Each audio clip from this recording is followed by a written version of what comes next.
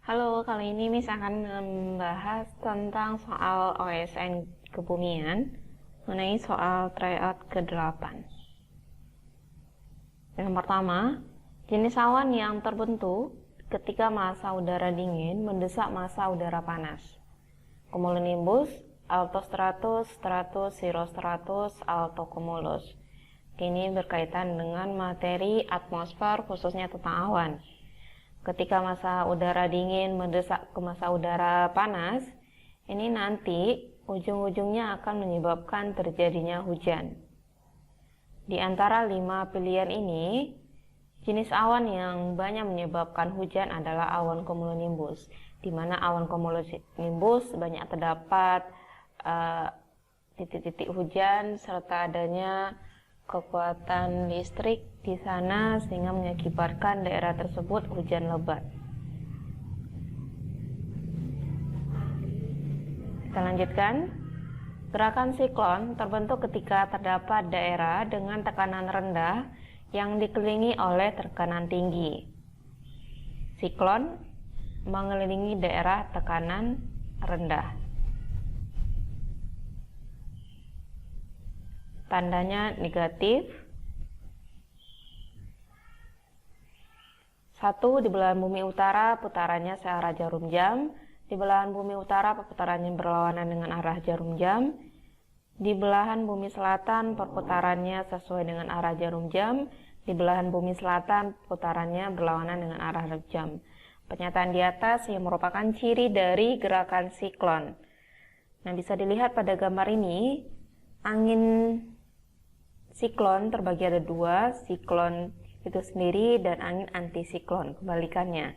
Kalau di angin siklon, mengelilingi daerah bertekanan minimum atau negatif, sedangkan kalau angin antisiklon, dia meninggalkan tekanan maksimum, tandanya positif.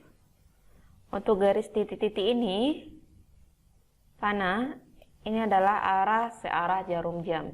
Bisa kita lihat, angin siklon belahan bumi selatan, dia searah jarum jam. Kenapa? Karena dia bergerak ke arah kanan. Sedangkan belahan bumi utara, dia bergerak tanda panahnya ke arah kiri. Kalau dia ke arah kiri, berarti berlawanan. Lawan, ini searah. Di antara 4 pilihan ini, yang paling sesuai dengan ciri angin siklon adalah nomor 2 dan nomor 3. Sebelah utara berlawanan dan sebelah selatan searah jarum jam. Berarti kebalikannya dengan angin antisiklon. Kalau angin antisiklon, sebelah utara searah dengan jarum jam dan sebelah selatan berlawanan dengan arah jarum jam. Kita lanjut. Gas rumah kaca atau GRK merupakan gas yang memerangkap radiasi gelombang inframerah permukaan bumi sehingga temperatur permukaan bumi meningkat sebesar kurang lebih 30 derajat Celcius dan nyaman untuk dihuni. Gas rumah kaca yang berperan paling besar dalam meningkatkan temperatur permukaan bumi adalah untuk gas rumah kaca memiliki dampak positif dan dampak negatif. Untuk soal ini lebih ke positif, di mana karena adanya gas rumah kaca, jadi temperatur bumi itu tidak terlalu dingin ketika malam hari. Bisa dilihat pada gambar ini, proses dari penyerapan panas yang berasal dari sinar matahari diserap oleh lapisan atmosfer serta gas-gas rumah kaca. Di antara gas rumah kacanya ada CO2, ada metana, N2O, ada PDCS, HFCS, dan SF4.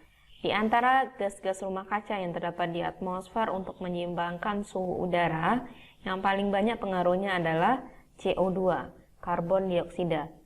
Karbon dioksida bisa berasal dari pemakaian minyak bumi, batu bara dan gas alam, dan perubahan lahan serta aktivitas kehutanan, pembakaran hutan. Oke, kita lanjutkan. Masih berhubungan dengan radiasi sinar matahari, perkiraan jumlah presentasi total radiasi matahari yang mencapai permukaan bumi. Jadi, 100% sinar matahari yang keluar dari matahari tersebut, itu belum tentu 100%-nya diterima dan diserap oleh permukaan bumi. Seberapa persen yang diserap oleh permukaan bumi bisa dilihat dari gambar ini.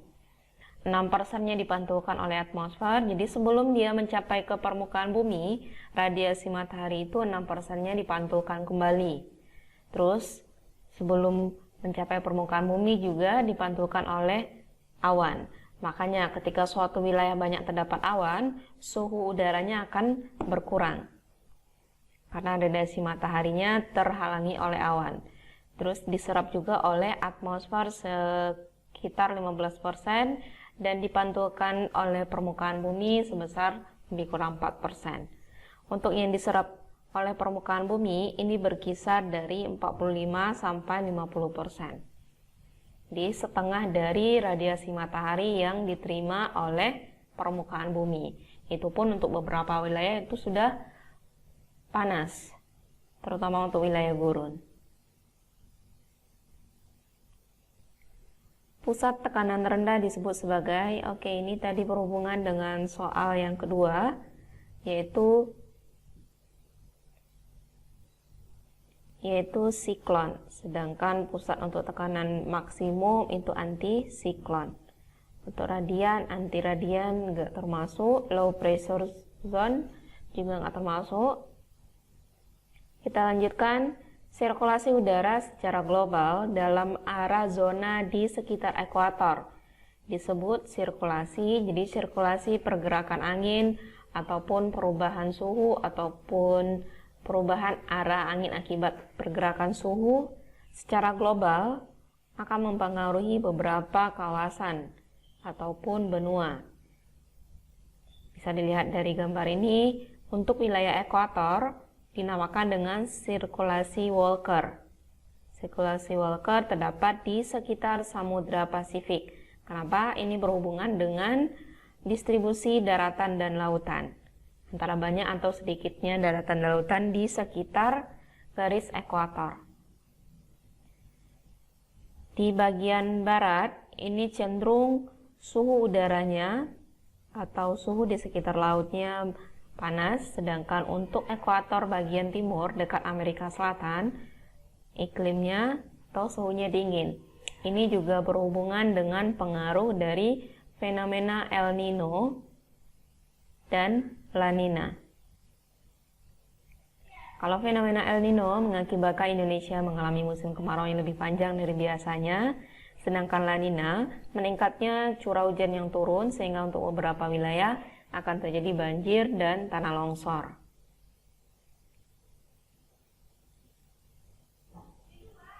Ini untuk soal mengenai jenis awan.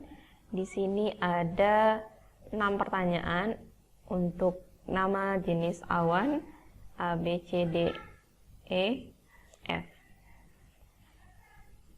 Dari pelajaran tentang jenis awan itu ada sekitar 10. Ada awan tinggi ini yang ada tergolong cirrus. Terus awan sedang. Yang ketiga awan rendah. Dan yang dua ini tergolong awan vertikal. Ini tinggi, sedang, ini rendah. Yang A. A, karena di sini ada tandanya, ada cirrus, berarti yang A dan B ada juga awalannya cirrus. Karena ini berkelompok-kelompok, maka nama awannya adalah cirrocumulus. Tanda dari awan cumulus adalah berkelompok-kelompok.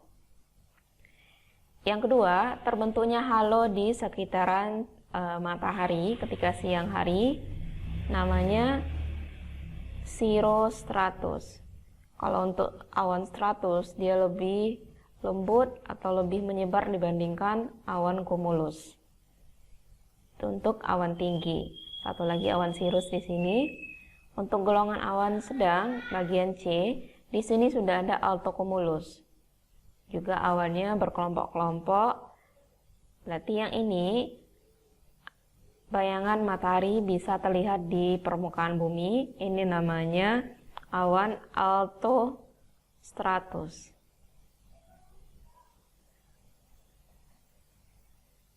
Yang D, ini tergolong awan vertikal. Inilah yang menyebabkan terjadinya petir, badai, ataupun hujan lebat dan berbahaya bagi penerbangan. Cumulonimbus. Bisa pakai C, bisa pakai K. Lanjut, awan E tergolong awan rendah. Di sini sudah ada awan stratus, sudah ada awan stratocumulus. Berarti di sini termasuk awan nimbostratus.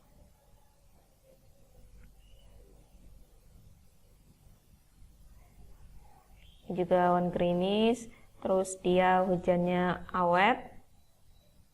Yang terakhir yang F, ini awannya berkelompok-kelompok. Kalau awannya berkelompok-kelompok tadi ada akhiran cumulus. Karena dia termasuk golongan awan vertikal, maka dia namanya cumulus saja. Untuk awan tinggi, sedang, dan rendah, jadi ada awan cumulus dan stratus di masing-masing kelompok. Kalau tinggi, itu ada cirrus. Kalau dia sedang, itu namanya alto. Dan ini rendah, nimbostratus, stratus, dan stratocumulus. Oke, ada sekitar 10 jenis awan. Dan setiap awan memiliki ciri khasnya masing-masing. Selanjutnya, di bawah ini merupakan jenis-jenis angin muson yang ada di dunia, kecuali untuk angin muson ini tidak hanya terjadi di Indonesia, tapi yang berkaitan dengan wilayah yang dekat atau sekitar Indonesia. Negara yang tidak termasuk berhubungan dengan angin muson adalah, bisa dilihat dari gambar ini. Yang pertama dari Australia dulu. Kenapa? Karena Australia berhubungan erat dengan angin muson yang terjadi di Indonesia. Untuk kawasan Australia, yang berpengaruh adalah kawasan Australia Utara. Sedangkan untuk kawasan Australia Barat ini tidak. Kenapa? Karena angin muson biasanya terdapat di daerah sekitar ekuator atau lintang 23,5. Yang jawabannya adalah angin muson Australia Barat. Kalau untuk Afrika Timur ini termasuk ya, ini bagian Afrika Timur, ada Somalia, di sini ada. Lanjut, Asia Selatan. Asia Selatan itu India, Maldives, Maladewa. Di sini ini pengaruh juga dengan Samudra Hindia, berarti ini masuk. Australia Utara udah jelas ya, karena berhubungan dengan musim di Indonesia. Terus Asia Timur dan Tenggara. Kalau Tenggara udah masuk Indonesia. Kalau timurnya sedikit di bagian Cina sini karena pengaruh dari angin muson timur yang bagian ini.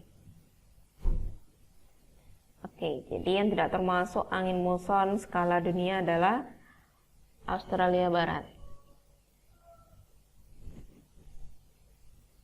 Soal selanjutnya, tipe curah hujan di Indonesia ada 3. Tipe munsonal, tipe ekuatorial, dan tipe lokal. Wilayah Indonesia yang mempunyai tipe curah hujan lokal yang tergantung dari kondisi wilayah sekitar adalah Maluku dan sekitarnya, NTT sekitarnya, NTB sekitarnya, Sulawesi Utara dan sekitarnya, Kalimantan dan sekitarnya. Bisa kita lihat ini dari pembagian curah hujan Indonesia berdasarkan informasi dari BMKG. Yang berwarna kuning berarti daerah-daerah yang curah hujannya tipe munsonal, pengaruh dari angin muson barat dan angin muson timur. Sedangkan untuk yang berwarna hijau, pengaruh dari tipe curah hujan ekuatorial, karena Indonesia akan berada di sekitar garis ekuator atau khatulistiwa. Sedangkan untuk yang berwarna merah, berhubungan dengan tipe lokal, berpengaruh dari kondisi wilayah sekitar. Pada peta ini yang termasuk lokal adalah wilayah sekitar Maluku. Bisa juga di sedikit sebagian kawasan Papua bagian barat. Maka jawabannya adalah A, Maluku dan sekitarnya. Menurut Jung Hoon, daerah yang memiliki iklim sejuk cocok untuk ditanami tanaman. Oke, Jung Hoon meneliti iklim yang ada di Indonesia di wilayah Sumatera dan Kalimantan. Dia membagi iklim berdasarkan ketinggian wilayah dan vegetasi yang bisa ditanam di ketinggian tertentu. Bisa dilihat pada gambar ini, jadi dia membagi iklim menjadi 4, ada zona panas, sedang, sejuk, dan dingin. Karena dingin berada di dekat gunung api atau dekat puncak gunung api, maka lebih tepatnya tumbuhannya adalah berupa lumut dan tidak ada tumbuhan yang bisa dikonsumsi atau diperdagangkan. Di sini yang ditanya adalah iklim sejuk. Coba kita lihat di sini, iklim sejuk itu tumbuhan yang bisa ditanam dan diproduksi adalah kopi, kina, sayuran, dan pinus. Maka jawabannya adalah C, kopi dan sayuran. Menurut Köppen, maka daerah iklim AF adalah dia membagi iklim dunia berdasarkan curah hujan dan suhu udara. Karena di belahan dunia terdapat beberapa banyak negara, maka dia memberi kode dari masing-masing iklimnya. Ada 5 kode.